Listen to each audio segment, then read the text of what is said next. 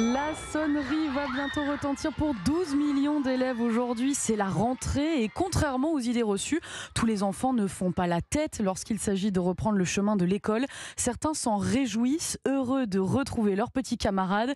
Et les parents aussi se frottent les mains, il faut le dire. Les vacances ont assez duré. Reportage Europe 1 et vous dans les rues de Strasbourg avec Mélina Fachin.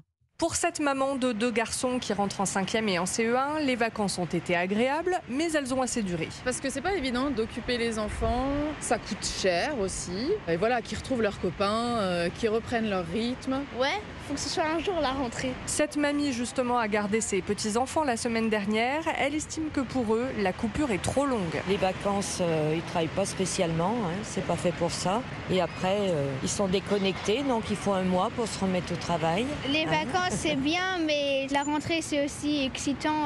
On retrouve plein d'amis, les cours, des fois, ça nous manque un peu. Et puis dans le secondaire, les congés d'été ont été particulièrement longs. Parce que mon lycée, en fait, ils avaient les salles occupées par des gens qui passaient le bac. Et donc, on a été libérés début juin au lieu de début juillet. C'était très long quand même. Mais les vacances, ça fait toujours du bien. On attendra les prochaines avec impatience.